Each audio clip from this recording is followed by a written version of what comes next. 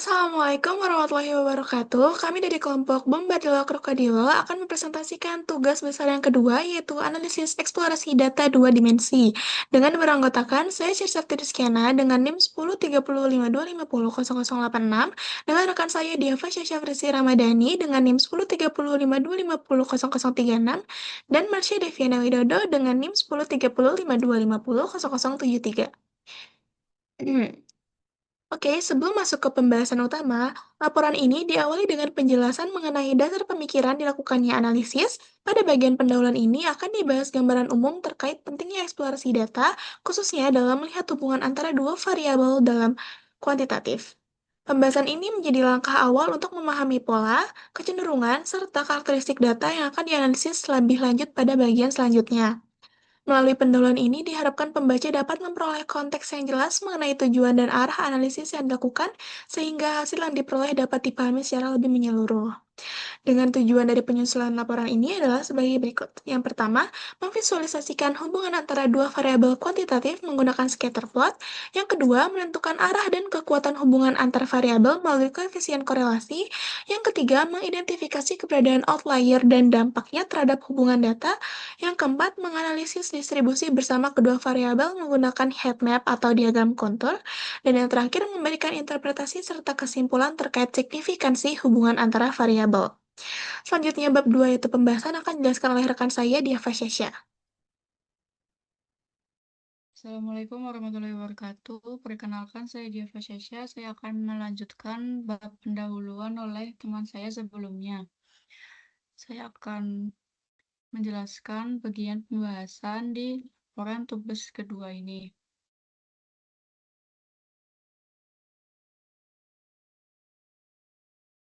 Di bagian pembahasan ini, yang pertama adalah deskripsi variabel dan sumber data.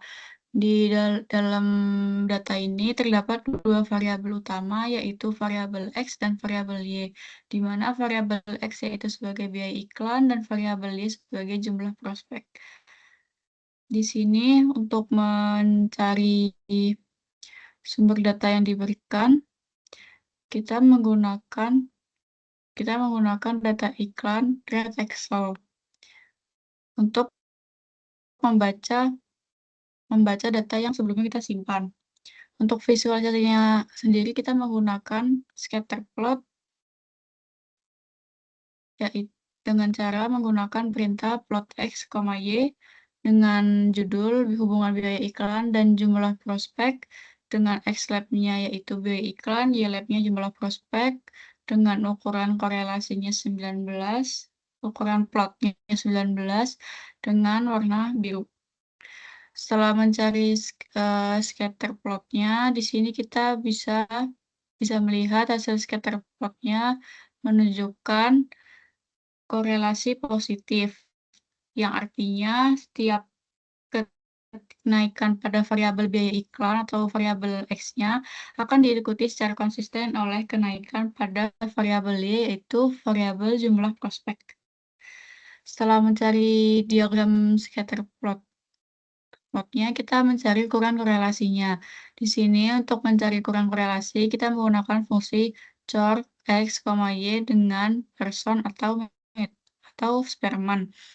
Di sini setelah kita memerintahkan itu di program R, akan keluar hasil dari korelasi person yaitu 0,883 dan korelasi Spearman-nya 0,825, yang dimana interpretasinya berada pada nilai positif yang ditunjukkan oleh hubungan searah investasi iklan naik menyebabkan prospek kerja yang naik juga. Selanjutnya, bab ini akan dijelaskan oleh rekan saya. Oke, baik. Assalamualaikum warahmatullahi wabarakatuh. Perkenalkan, nama saya Marsha Deviana Widodo dari kelas DS 4901 dari mata kuliah Statistika. Di sini saya akan menjelaskan analisis outlier sampai dengan kesimpulan. Baik, berdasarkan perintah boxplot stats X dan boxplot stats Y, hasil menunjukkan numerik 0 yang artinya tidak ditemukan outlier pada data biaya iklan. maupun jumlah prospek. Seandainya terdapat outlier, misalkan pada biaya iklan yang sangat tinggi tapi prospek kerjanya nol, nilai korelasi akan menjadi lebih rendah yang berarti lemah. Namun, pada kedua data tersebut bersih dari nilai outlier, di mana nilai korelasinya 0,837, namun menggambarkan tren mayoritas data secara akurat. Selanjutnya, yaitu distribusi bersama.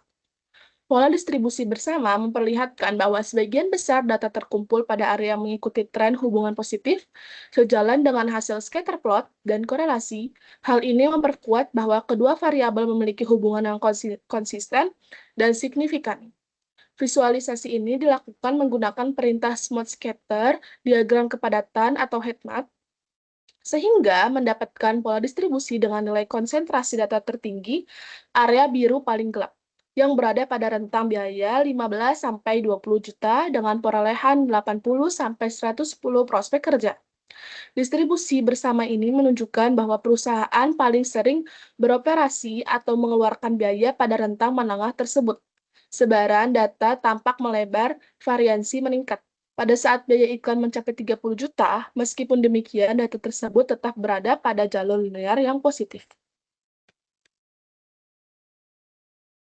Hasil dari analisis outlier dan distribusi bersama kita lihat dari di atas ini dari kolerasi, scatter plotnya dari atas ini. Oke, selanjutnya pembahasan yang terakhir yaitu saya akan menjelaskan tentang bagian yang paling terakhir yaitu penutup.